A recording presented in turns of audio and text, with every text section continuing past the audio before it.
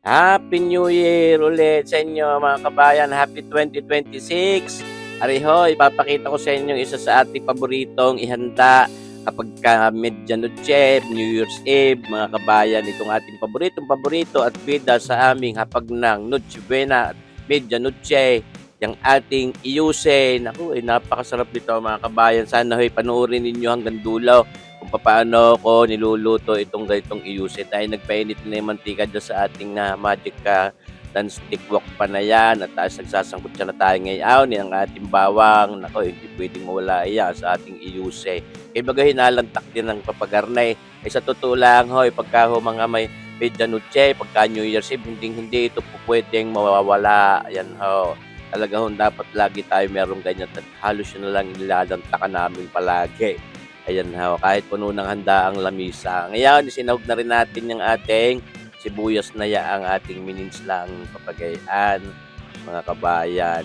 Pagka mga Noche Buena naman, ang niluluto ko ay iyuse manok. Mga kabayan, kung napanood yung aking in-upload din ng makalwa, yung ating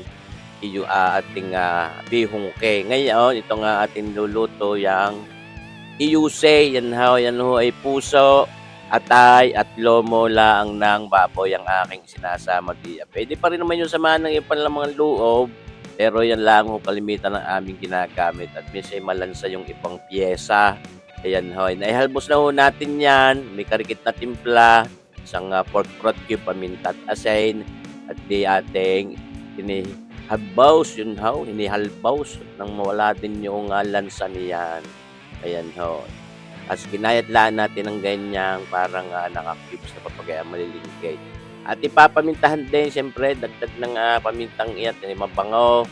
Mas masarap yung ating iyusi pag maraming paminta. At itong ating paalat na gagamitin yung ating extra virgin anchovy extract na yan, pinakapatis natin. Bikini men, 2026 na. Kasagpi na nung una pa, hindi na nakaalala. Ayan mga kabayan, yung ating pampaalat. Pwede naman gamitin nyo yung asin lang o kung meron kayong patis na karaniwan, mga kung ano-anong brand, pwede nyo gamitin. At ilang sasangkutsahin din yan, parang sinusutay din lang natin ng papagayan muna at nang ma-infuso yung lasa, yung mga flavors, no? Garlic, onions, yan, pepper, at saka yung ating yung ating patis.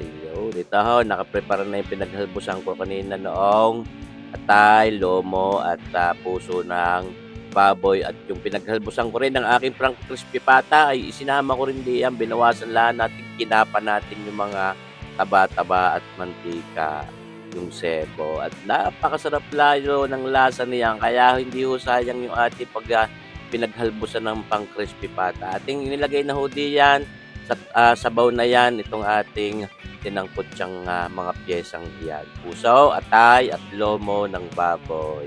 Mga kabayan, talaga nag-aanyaya. Ang sarap ka ko nga sa inyo kahit puno ng handaan lamisa. Pagka Medianoche, halos yan lang ang akin nilalagtakan at saka tinapay na may palamang keso at hamon. Ay panalo na nakapag New Year's Eve dinner na mga kabayan. Kapag Medianoche na sinakabayan.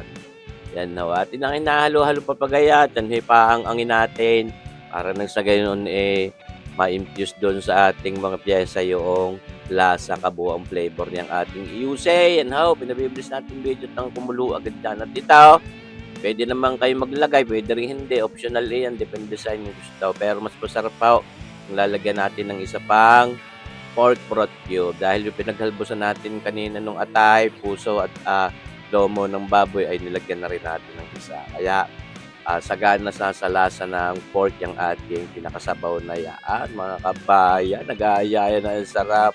Ay parang mutsahu iyan pagka Medianoche, mga kabayan, agawan di yan hanggang kinabukasan ng umaga pagkising yan agad din ang hanap kayo baga. And now ilalagay na natin yung ating miswa. Yan ang gusto kong miswa, yung ordinaryong maninipis na hilo niyang miswang iyan at mas masarap yan kung tutuusin. Yung pinakagabok niyan nagpapalapot pa diyan sa ating sabaw kaya mas lalong nasarap yung ating isinahog na miswang iyan. Hindi pwedeng mawala sa iyuse at sabi ko sa inyo, ay parang ano, naubos na ho at nalantakan na namin, eh, parang sa isang araw gusto ko ulit magluto ay kakapatakbo naman, eh, kasarap naman ng paghigop ng sabaw din mapapaigop abaw kayo ay kabayan. Mga kabaya ka naman ni kabayang Utoy Burao TV. Merry Christmas and Happy New Year sa inyo mga inaanak at Rina Halingheng. Yun yung dalawang bata di yung mga anak ninyo magagandang babaysaw. Shout out sa inyo Utoy Burao TV. Silipin nyo rin ang kanilang YouTube channel at yung mga kilalang kilala din sa Facebook. Ayan, mga inaanak ko sa kasal. Yan na mga kabayan, ay siya, sabi ko nga, igop abaw. Ano nga utaw? Ayan po. Alam na ang kasunod. Ayan, natin pinanganglangan, pinaghihiwa-hiwalay natin yung miswa. Pinag-ano-ano natin. Dahil pag sinasandok, may sinasamang lahat eh. Paano naman yung iba? Ayan. Ito ang ating onion na nung iyan, spring na yan, onion chives na papagayaan. Yan ang may pantanggal umay, pampabango din diyan, no? At pamparikit din ng itsura, siyempre, mga kabayan. Ako, malapit na ho sa katotohanan. Iyang ating iusing iyang, kako nga sa inyo, ay panalong sarap niyan. Hindi po pwedeng mawala sa ating mga media noche. Yun naman bihong kay pagka noche buena, sana panoorin din ninyo mga kabayan kung paano ko naman niluto. At kako na may kahit hindi naman panahon ng mga Kapaskuhan at Bagong Taon, ay pwede rin ninyong lutuin iyan. Pag may mga okasyon, ay pwede rin kahit walang okasyon, pag inyong ibig, napakasimple naman ang luto, kitang-kita naman ninyo. Kayahin nyo lang iyan at siguradong masarap. Hindi ako mapapahiya sa inyo. Yung ating iusay, mga kabayan.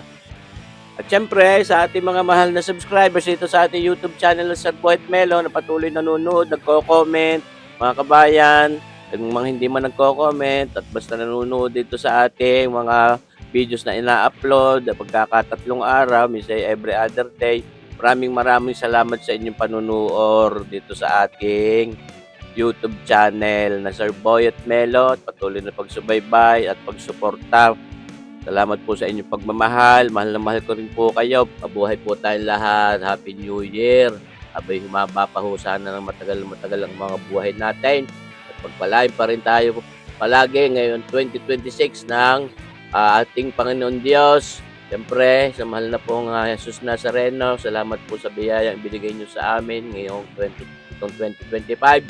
Sana patuloy nyo po kaming patnubayan at gabayan at pagkalooban ng inyong mga biyaya at pagpapala ngayon 2026 para sa atin lahat ng mga tao sa mundo. Maging masaya at maging masagana ang 2026 natin. Mabuhay po tayong lahat. Happy New Year! God bless!